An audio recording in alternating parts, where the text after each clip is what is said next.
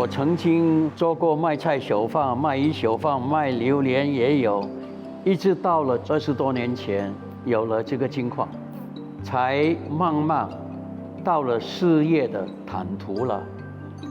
从去年开始，金价一直在飞涨，因为世界的动乱，我只能够这么说，天助我也。我觉得经济呢，它是人类的动力，但人类最大的贡献，在你生命中留下什么东西给人类，给历史。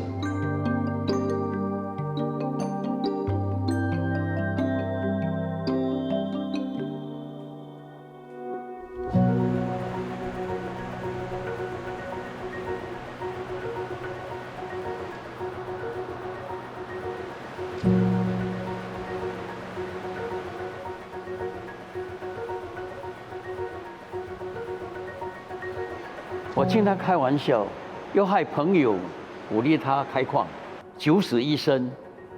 中国的专家老林啊，你不怕死，来吧。他说：“你懂吗？搞金矿成功率只有1，你这么幸运，1是属于你的。”我说我不懂，但既然承担去做吧，做了以后才知道，的确是这样，谈何容易？矿业从开始到今天，都是我在主管的。700多个人住在矿区，24小时开工，不停的，整个规划、设计、管理都是我在管。作为一个企业家，他跟商人不一样，他不需要去卖，不需要去推销，也不要去收账。我只有老天，我求索于天地就完了。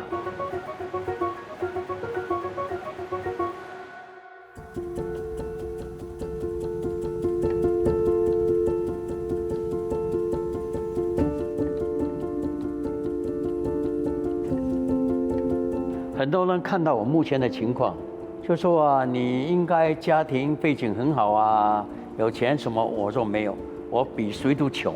我读中学以后就半工半读，我曾经做过卖菜小贩、卖鱼小贩、卖榴莲也有。我曾经在新加坡河边做了苦力抬货，为了什么？我要钱，养我的外婆。像我们这种人没有背景，又没有什么亲戚朋友来支持你，靠着自己闯出一个天地，要付出代价。很多人问我，你到了巴黎学了什么？我在巴黎这段日子，我只学到了一样东西：顿悟，做人的母语跟文化。你的民族性该走哪个方向？自此以后，从70年代开始考虑文化艺术跟人类，跟我该做什么。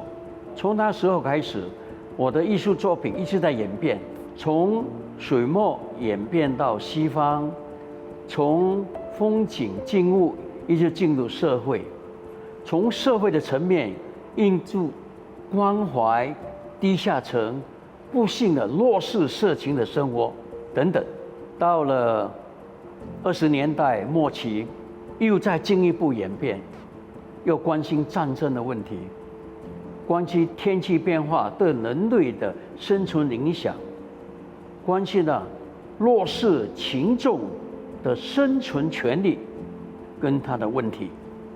所以呢，这3个问题构成我画作品里面的一个品牌，话说沧桑。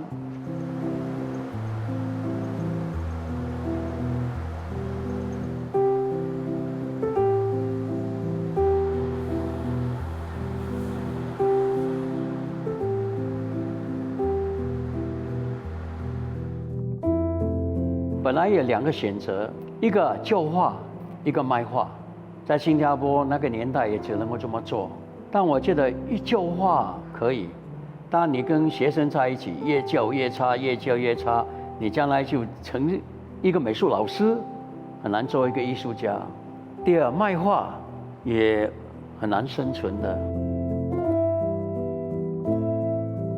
我开始设计，跟人家设计花园啊、室内设计啊，然后就做了建筑材料代理。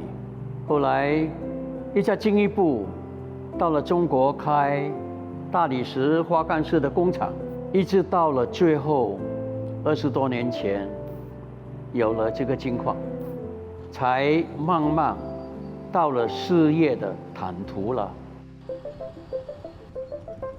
我就跟人家开玩笑，开金矿，艺术家最适合。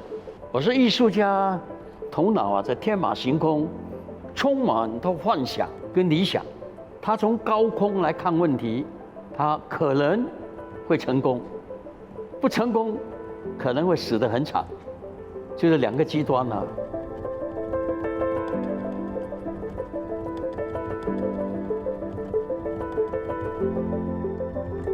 想这个梦想抢了几十年了，一直到了2015年之后，矿业比较稳定了，我才敢迈开这第一步。如果没有这个矿业，没有经济基础，想可以想，你做不到的。艺术家在法律上我是新加坡公民，我效忠我的国家，天经地义的。那么我是一个艺术家，艺术是我最主要的生命辐射的价值。我认为全人类都是我服务的对象。我选择的槟城基本几个重点，第一个重点是成本问题。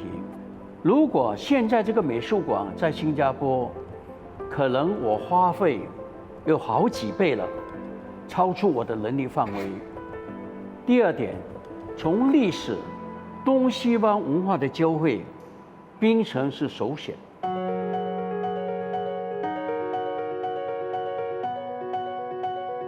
人需要退休吗？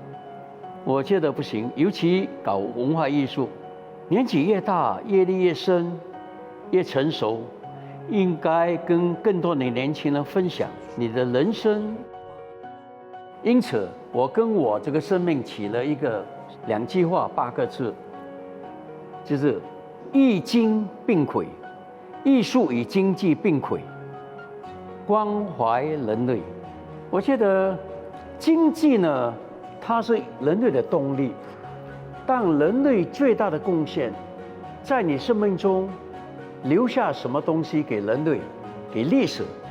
60年的从艺岁月，积累了2000多幅作品，文字大概应该200-300万个字吧。我觉得成功我不敢说，勤劳我倒觉得我很勤劳在做工。我经常开玩笑，上帝需要我做事，他知道我在倡导和平、启迪人生，给我时间，给我足够的资金。那么今天更多的资金，我会做得更多、更好，跑得更远。